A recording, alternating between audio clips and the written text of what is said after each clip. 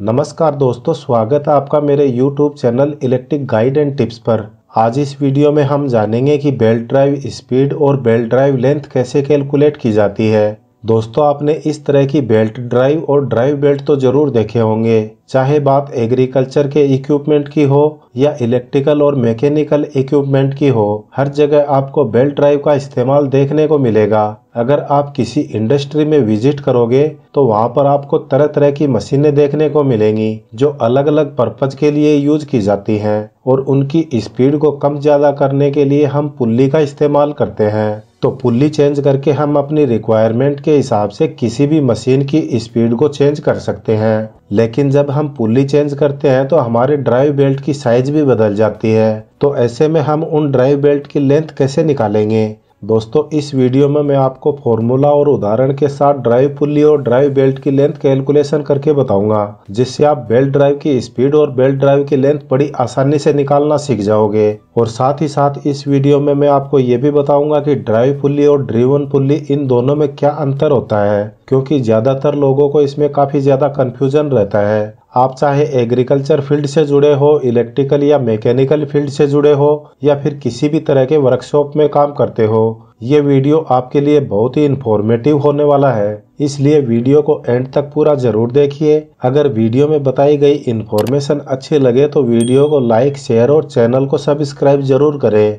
तो चलिए स्टार्ट करते हैं आज का वीडियो। दोस्तों, ये जो आपके सामने डायग्राम है, ये बेल्ट ड्राइव का डायग्राम है। यहाँ पर दो पुल्ली लगी हुई है जो कि आपस में बेल्ट के साथ कनेक्ट है। तो सबसे पहले हम ये जान लेते हैं कि ड्राइवर पुल्ली किसे कहा जाता है और ड्रिवन पुल्ली किसे कहा जाता है। तो दोस्तों, जो पुल्ली पावर सोर्स या मोटर के साथ कनेक्ट रहती है, यानी कि जो खुद घूमेगी और जिसके घूमने की वजह से दूसरी पुल्ली घूमती है, उस पुल्ली को ड्राइवर पुल्ली कहा जाता है। यानी कि जो पुल्ली मोटर या इंजन के साथ घूमती है उसे ड्राइवर पुल्ली कहा जाता है, और जो दूसरी पुल्ली इस पुल्ली की मदद से बेल्ट के द्वारा घूमती है उस पुल्ली को ड्रिवन पुल्ली कहा जाता है। तो दोस्तों, अब आप समझ गए होंगे कि ड्राइवर पुल्ली वो पुल्ली है जो पावर सोर्स के साथ घूमती है और दूसरी पुल्ली को घूमने का पावर देती है। अब ये देख लेते हैं कि पुल्ली का स्पीड कैलकुलेशन फॉर्मूला क्या होता है। तो इसके लिए जो फॉर्मूला यूज किया जाता है वो बहुत ही सिंपल सा फॉर्मूला है, N1D1 = N2D2। तो यहाँ पर हमें N2 निकालना है, क्योंकि N2 जो है वो क्या है, ड्रिवन पुल्ली है।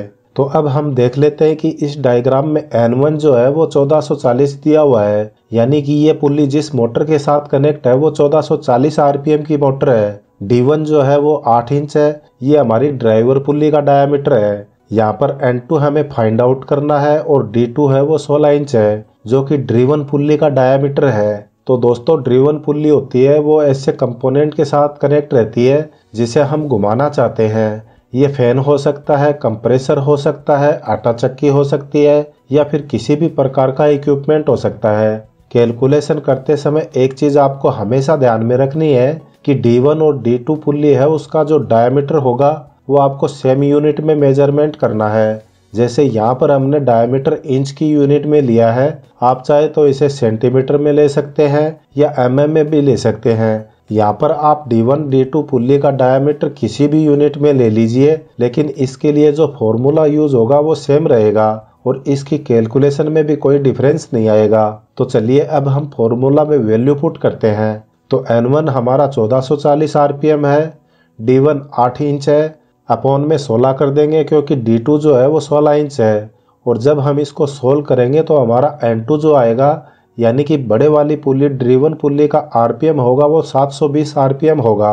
दोस्तों, यहाँ पर मैं आपको एक बेसिक सा कॉन्सेप्ट बता रहा हूँ कि जब भी आपको मोटर से अपने इक्विपमेंट को घुमाना है और उसकी स्पीड आपको ज़्यादा रखनी है तो आपको क्या करना होगा कि मोटर की पुल्ली की साइज बढ़ानी पड़ेगी और जिस इक्विपमेंट को आपको घुमाना है उसकी पुल्ली की साइज को छोटा करना पड़ेगा, तभी आपके इक्विपमेंट का RPM है वो ज़्यादा हो पाएगा। अब इसके ठीक उलट अगर आपको अपने इक्विपमेंट को कम RPM में घुमाना है तो आप क्या करेंगे कि मोटर में छोटी पुल्ली का इस्तेमाल करेंगे, जैसा कि यहाँ पे किया जा रहा है, और आपके इक्विपमेंट में जिसे आपको घुमाना है उसमें बड़ी पुल्ली का इस्तेमाल करना है। अगर आपको स्पीड में कोई भी चेंज नहीं करना है, यानी मोटर और इक्विपमेंट को सेम RPM में घुमाना है, तो आप दोनों पुल्ली की साइज को सेम रखेंगे।